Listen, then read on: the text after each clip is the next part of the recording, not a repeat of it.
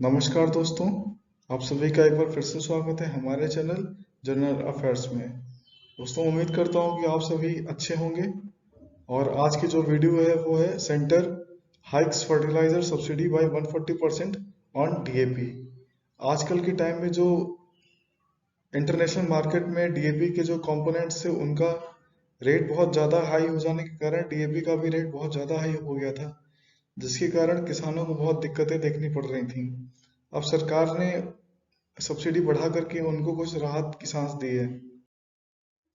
यह आप देख सकते हैं, बिजनेस स्टैंडर्ड का आर्टिकल है, centre hikes fertiliser subsidy by 140% farmers to get DAP at old rate.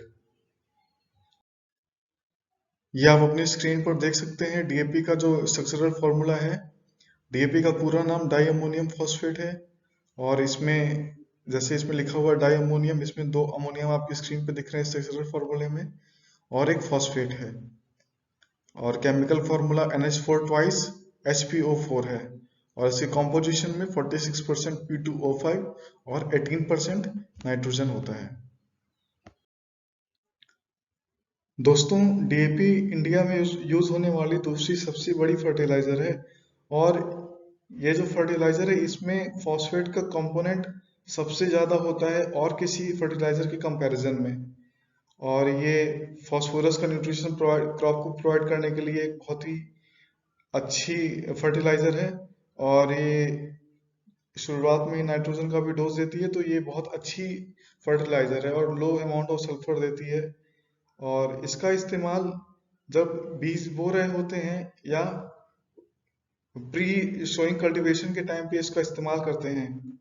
और ये जो रूट के एस्टेब्लिशमेंट और नरिशमेंट में बहुत ज़्यादा मदद करता है, और प्लांट के निकलने के बाद उसकी ग्रोथ में भी बहुत अच्छी मदद करता है। अब देख लेते हैं कि ये काम कैसे करता है। ये सॉइल में डिसॉल्व होने के बाद ये जो फर्टिलाइजर ग्रेन्यूल्स हैं उसके आसपास के एरिया को एल्कली बना देता है। जो पहले से एसिडिक हुई सॉइल है उसको एल्कली बना देता है, और प्लांट के बेटर अपटेक के लिए फॉस्फोरस प्रोवाइड करता है। और फर्टिलाइजर नाइट्रोजन भी प्लांट को प्रोवाइड करता है उसके बेटर ग्रोथ के लिए।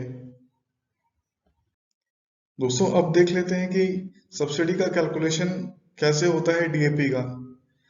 जो यूनियन गवर्नमेंट है उसने अप्रैल 2020 में न्यूट्रिशन बेस्ड फर्टिलाइजर्स की सब्सिडी के जो रेट थे वो फिक्स कर दिए थे पर किलोग्राम के लिए। जैसे देखते हैं, नाइट्रोजन के लिए 18.78 रुपीज पर किलोग्राम फिक्स था, फॉस्फोरस के लिए 14.88, और पोटाश के लिए 10.11, और सल्फर के लिए 2.37 रुपीज पर केजी फिक्स हो गया था सब्सिडी रेट। और अब हम एक 50 केजी का जो बैग आता है डीएपी का, उसके लिए सब्सिडी का कितनी मिलेगी वो हम पता करके देखते हैं। 50 केजी डीएपी में 18% नाइट्रोजन होगा और 46% पोटाश होगा। तो देख लेते हैं कि नाइट्रोजन जो होगा वो 36 केजी आ जाएगा, और जो फॉस्फोरस होगा वो 92 केजी आ जाएगा। अब इनके जो फिक्स रेट थे उनसे मल्टीप्लाई कर देंगे। जैसे कि 36 इंटू 18.78 ये नाइट्रोजन का पार्ट दे देगा, और 92 इंटू 14.88 ये फॉस्फोरस का पार्ट दे देगा। और दोनों को ऐड करने के बाद जो टोटल सब्सिडी आएगी वो पर 50 केजी पर 511.26 रुपीज आएगी। इस तरीके से सब्सिडी का कैलकुलेशन होता है डीएपी के लिए। अब देखते हैं कि दिक्कत कहाँ से शुरू हुई। जो डीएपी को बनाने के लिए जो रॉ मटेरियल थे, जैसे phosphoric acid, ammonia, rock phosphate, इन सब के जो प्राइस थे वो इंटरनेशनल मार्केट में बहुत ज़्यादा बढ़ गए थे पिछले 6 से 7 महीने में। और जो फिनिश गुड बाहर से आता था डीएपी का, उसका भी रेट बहुत ज़्यादा बढ़ गया था। जो एक डीएपी बैग है उसकी कीमत में करीब 58% का इजाफा हुआ था। जो बैग पहले 1200 रुपये में आता था उसकी कॉस्ट 1900 रुपये पर 50 केजी हो गई थी। ये सब्सिडी ऐड होने के बाद की बात है। सब्सिडी गवर्नमेंट पे कर देती है, उसके बाद उसका प्राइस 1900 रुपये तक पहुंच गया था। अब देख लेते हैं, एक रफ आइडिया देख लेते हैं प्राइस हाइक का, कि जो इंटरनेशनल मार्केट में प्राइस हाइक हुई है उसका कैसे असर पड़ा और कितना असर पड़ा। तो जो प्राइस ऑफ डीएपी है, ये जो प्राइस बढ़े हैं उससे पहले वो करीब 34,000 रुपीज पर टन पड़ता था, जिसमें से जो लैंडेड प्राइस था डीएपी का, अगर फिनिश गुड की बात करें तो वो करीब 29,000 रुपये होता था। उस पर कस्टम ड्यूटी लगती थी 5%, और इसके अलावा port handling charge, bagging, warehousing और इंटरेस्ट, ट्रेड मार्जिन और भी कई अदर कॉस्ट जोड़ करके ये 34,000 हो जाता था। और गवर्नमेंट इस पे करीब 10,000 रुपीज की सब्सिडी देती थी, और पर टन जो चार्ज पड़ता था कस्टमर को वो 24,000 पड़ता था। लेकिन अब देखते हैं कि पहले जो लैंडेड प्राइस था वो $400 हुआ करता था, और वही बढ़ करके करीब $570 हो गया।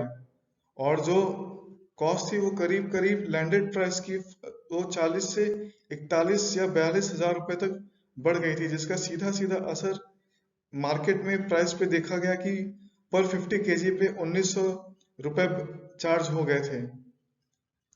और एक किसानों के लिए बहुत बड़ी दिक्कत के तरीके से आई थी कि एक मतलब 700 रुपये बहुत बड़ा अमाउंट हो गया उनके लिए। और इसको कम करने के लिए गवर्नमेंट ने क्या किया, गवर्नमेंट ने डीएपी पर जो सब्सिडी थी उसको बढ़ा दिया। जो पहले 10,230 रुपये हुआ करती थी उसको 24,230 रुपये कर दिया पर टन। ये रेट है जो गवर्नमेंट ने सब्सिडी बढ़ाई। और ऐसा करने से जो मार्केट प्राइस था वो 1,900 से वापस 1,200 पे जो पिछला रेट हुआ करता था उस पे आ गया। और गवर्नमेंट का एक स्टेटमेंट है कि इसके लिए गवर्नमेंट को additional 14,775 crore rupees fertiliser subsidy के रूप में देना पड़ रहा है, जो कि पहले 80 से 85,000 करोड़ हुआ करता था, जिसपे करीब 14,775 करोड़ का और बढ़ा दिया गया है। और जिससे कि डीएपी किसानों को पुराने रेट पे मिल सके। और गवर्नमेंट ने बहुत अच्छा स्टेप लिया है, क्योंकि किसान पहले से ही बढ़े हुए डीजल के दाम पे का रिस्क ले ही रहे थे कि जो अप्रैल 2020 की बात करें और अभी के जो डीजल की प्राइस है उसमें करीब 21 से 22 रुपए पर लीटर का इजाफा हुआ है। वो महंगाई की मार पहले से ही देख रहे थे, और अगर ये भी रेट ना कम हुआ होता तो उनको कई केसेस में बढ़े हुए रेट देने पड़ते।